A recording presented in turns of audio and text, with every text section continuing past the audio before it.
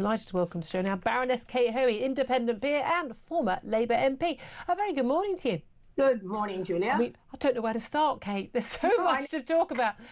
Just let's come up with just that breaking news we had a few moments ago from the US Treasury Secretary that basically is signalling that trade talks between Britain and the US. Don't know why there's still trade talks. We suppose, didn't Keir Starmer say, oh, we'd got this amazing trade deal with the US? Yet it's never actually been finalised. But he says they're on hold, accusing Keir Starmer of letting the US down over the Chagos Islands. What do you make of that? Well, I have to say, sad as I might be about trade deals, but I think there was lots of problems there anyway. I'm absolutely delighted that finally Trump has actually got Chagos on his desk, has read it, has probably listened to some people who he hadn't been listening to before, who hadn't even told him, and have come out with this very now pretty clear that he is vetoing, he is saying he is not supporting in any way the Chagos deal. And Starmer is going to have to listen to that. Otherwise, we are really into a situation where, Trump, when he gets his into something like that, he's not going to give in. He's not going to change his mind on this, I don't think, having had so long to actually come up with. I mean, the thing is, you may not have a choice because the US veto. Part of the thing is, they're going to be happy with this military base being leased again. We know what if it's a 100-year lease. Yeah, well, we know what happened to Hong Kong when we just leased Hong Kong for those extra 100 years, and what's happened to Hong Kong now. Yeah, well, I think, he obviously hadn't been briefed on it. I mean, over the last couple of months, I have to say, there's been a lot of people, including myself and others particularly, who've been involved with absolutely trying to get into the background in the Trump administration to make sure they really understood this. And there's been a lot of good work done on that. And I think that has happened. Plus, of course, the Greenland issue does mean that he's kind of seeing this as obviously a way of getting at us too. But, the whole thing was just so stupid. And at least he actually thought we were getting paid for it. So I expect when he discovered, probably on the plane as he came over, after people had told him, no, actually, they're not getting money. They're paying to give it away to Mauritius. It's it is something you couldn't make up. It's absolutely terrifying, is what it is. It's absolutely terrifying. We've got the Chinese embassy. We know that paydays come for that as well, because an announcement was made that Chinese embassy is going to go ahead, the mega embassy, despite all the security concerns. But what a surprise! Within 24 hours, we learned that Keir Starmer's trip to China is on. Clearly, very clear quid pro quo. And obviously, Keir Starmer thinks he's going to get some amazing trade deal out of that. He's not. Well, China will only do what suits China. And, they've played him along very well. They've played the whole issue very well. They seem to have managed to get support from people who you would have thought had more sense. I mean, I was shocked to discuss with somebody yesterday who'd have been a former very senior Labour person who, in that whole area of defence, who was just saying, oh, well, it's bringing all 7 sites of the Chinese that the Chinese have got at the moment into one, so that will make it easier to monitor. It's just such nonsense. And I said, well, why on earth why do they need 7 sites? Yes. Why are we? Good question. So, and of course, all he could say was, well, China's a big country and it's very important that we have trade deals with them. And I thought, oh, my goodness, you just think, what on earth is going on? Our elites really, really haven't got a clue. And again, it's amazing how often they've been telling us they're acting in our best interest, but they clearly aren't. When we know the security services are terrified of what's going on as well.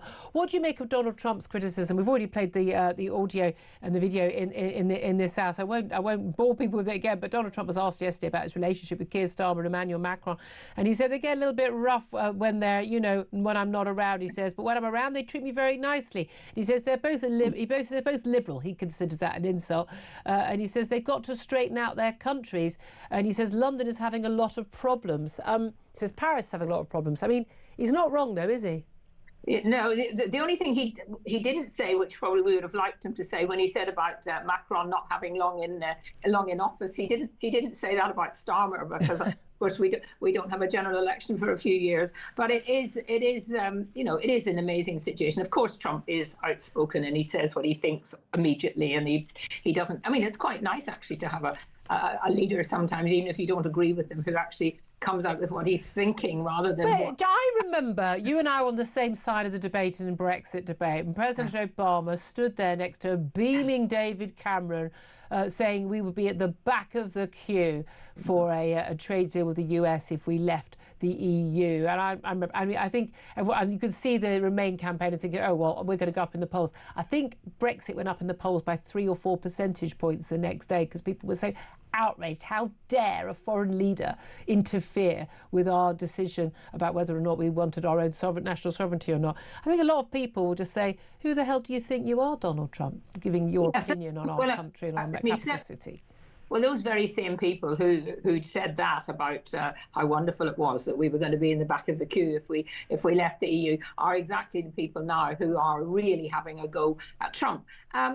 You know, if we have a special relationship, supposedly, then clearly, you know, those who we're in a special relationship with should be able to say things quite openly and honestly. But I think, I mean, we have to blame the people behind the scenes in Downing Street. And, you know, in terms of Chagos, I understand that Jonathan Powell was over in America just after the election and spent something like 3 weeks really having a go at the background, the black administration to get that across the line.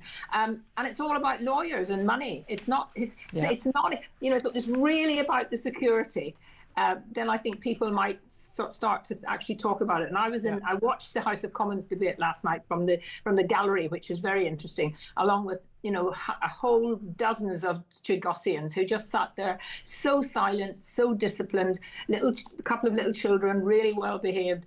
And it was just really sad because they've been treated so badly in the past by our country. And now Starmer is repeating it. And all those Labour MPs who didn't even come in and listen and then came rushing in to vote, with only 2 of them voting against. But also, they really care about individual, you know, people's rights and the right of self-determination. That's all, you know. So that all matters, doesn't it, when it comes to Greenland, but not Chagos. Look, I'm sorry, I'm of the view that our national security matters more than that. I'm sorry, I really do.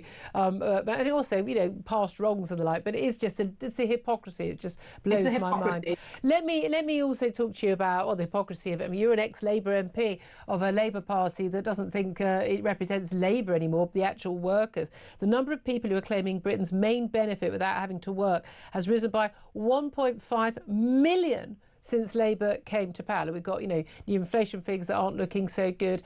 We've got latest unemployment figures, the number of jobs available. I mean, you know, things are not going entirely in the right direction, are they not? But the figures now show there are almost 4.2 million people on universal credit.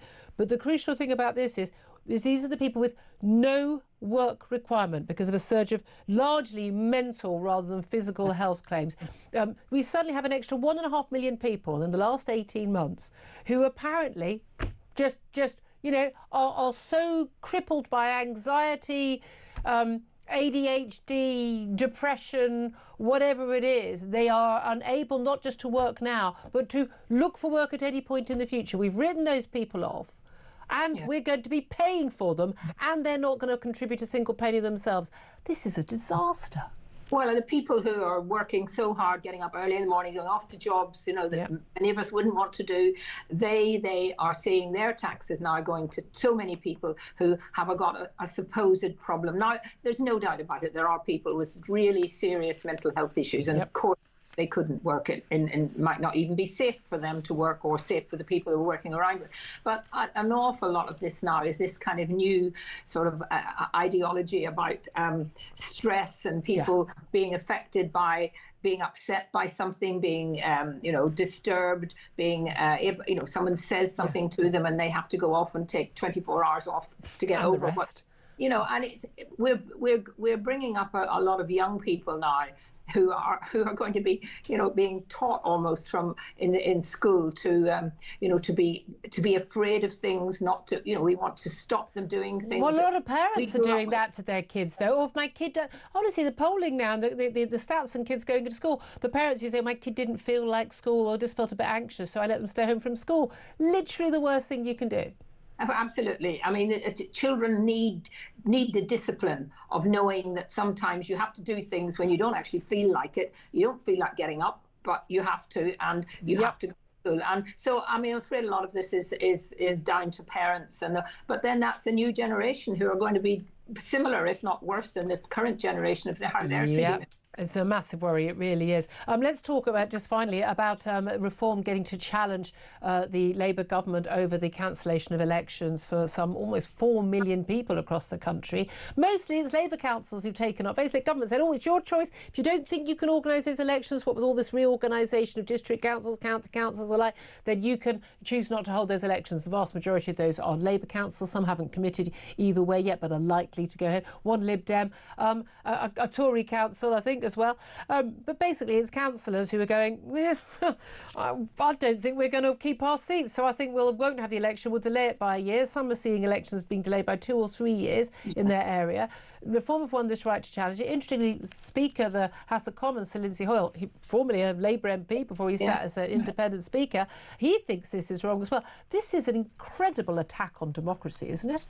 Well, I think, particularly if you've already had your elections postponed and then now you're told that you're not going to get another one, that really is a form of kind of despotism, keeping people in power. Some for 7 years. Some councils are going to be in power 7 years. It's been a very convenient excuse for them, the fact that they're doing all this changing, which most people probably think is a lot of waste of money anyway. I mean, it's going to be creating another huge bureaucracy in some areas and more mayors and all of that. So I just think it is shocking. And I mean, I doubt if there'll be much chance of the legal action working, but I think it's important that some political party stands up to this and speaks out. Well, except they're being postponed under a law, for in extreme circumstances in the time of war. It was used in the pandemic. Again, I don't even accept it was necessary during the pandemic to postpone elections. But this, this is not an extreme situation. And this, on the same basis, they could argue they could try and reorganise some government departments and cancel the general election. This sets a terrible precedent. Yeah, it does, and it will. But I think what it does show is Labour is very, very much running scared, and you can see that in the way that some of the ministers now are answering questions and actually looking really rattled. Yeah, indeed, Labour MPs. Yeah. I must ask you, Tories have been a bit rattled. I've got to ask you this after we've seen 3 Tory defections to the Reform Party, most notably, of course, Robert Jenrick last Thursday after being sacked by Kemi Badenoch. 2 of those being MPs, frontbenchers. Lots of talk from Nigel Farage last week that there was going to be a defection of a Labour figure, not necessarily a Labour MP, but a Labour figure. A lot of fingers pointing at you. Are you planning to, you're an independent peer right now, but are you planning to join Reform? Well, I said that I was, he said, I think he said something about a well-known Labour figure, and I said, well, I'm not well-known, and I'm not a Labour. I've been in the Labour Party for 8 years. I had 30 years of being in a party, supposedly following a whip. I didn't always do that. I'm very happy being an independent. Yes, of course, there are an awful lot of things that I support Reform in doing, and if at this moment, if in where I was living, I had a vote, I'd be voting Reform. But at the moment, I'm very happy doing what I'm doing. Okay, so I haven't heard a no. No, I will not be joining the Reform Party. I am certainly not joining the Reform Party as the person that they're talking about at the moment. Very interesting. Thank you very much, Baroness Kate Hoey. Appreciate that. Thank you for joining us.